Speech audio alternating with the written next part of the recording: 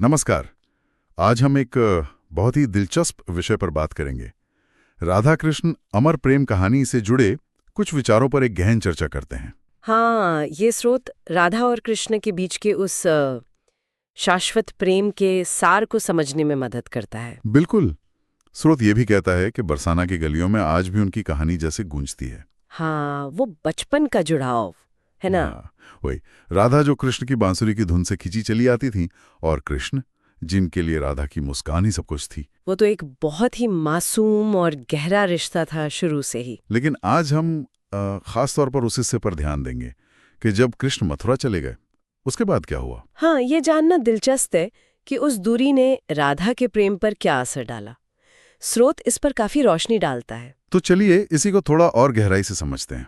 स्रोत की एक बात जो मेरा ध्यान खींचती है वो ये कि कृष्ण के जाने के बाद भी राधा का प्रेम कम नहीं हुआ। ऐसा क्यों हुआ होगा?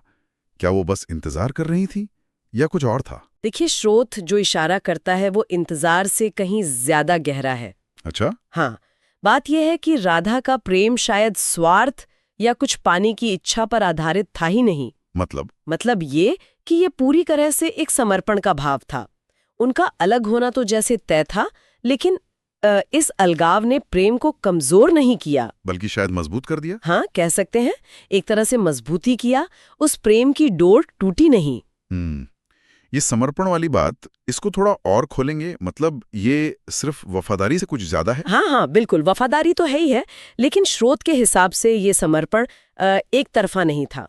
ओके। ये राधा के प्रेम का स्वभाव ही ऐसा था। जैसे कृष्ण की खुशी में ही उनकी अपनी खुशी थी, चाहे वो खुशी कृष्ण के दूर जाने से ही क्यों ना मिली हो। बिल्कुल, यही तो खास बात है। ये प्रेम किसी शर्त पर, किसी उम्मीद पर टिका नहीं था, इसीलिए दूरी का, वक्त का इस पर कोई असर ही नहीं हुआ।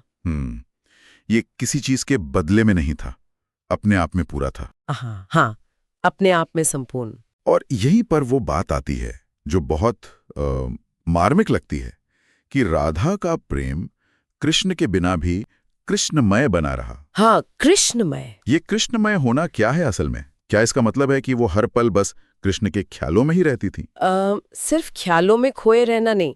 स्रोत बताता है कि कृष्णमय होने का मतलब है कि उनकी पूरी चेतना, उनका हर काम, उनका हर एहसास वो कृष्ण से जुड़ गया था। पूरी चेतना ही? हाँ, ऐसा नहीं कि वो दुखी थी या बस इंतजार में जी रही थी, बल्कि वो कृष्ण की उपस्थिति को अपने अंदर ही महसूस करती थी। हर जगह? हर जगह। कैसे? जैसे उनकी अपनी हंसी में, उनकी बातों में, आसपास की प्रकृति में, हर चीज में उन्हें कृष्ण ही नजर आते थे। अच्छा। उनकी दुनिया कृष्ण के एहसास से इतनी भर गई थी कि कृष्ण की जो शारीरिक अनुपस्थिति थी वो मायने ही नहीं रखती थी। तो ये जुड़ाव पूरी तरह से जिस्मानी मौजूदगी से परे था? बिल्कुल परे।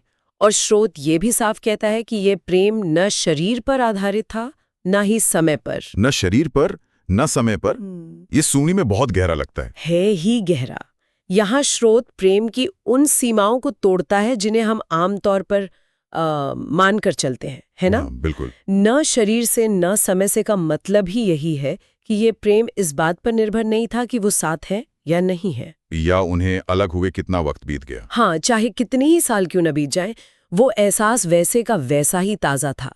ये एक रूहानी जुड़ाव था, एक आध्यात्मिक कनेक्शन। हाँ, जो वक्त और जिस्म की जो सीमाएं हैं उनसे आजाद था। कमाल है।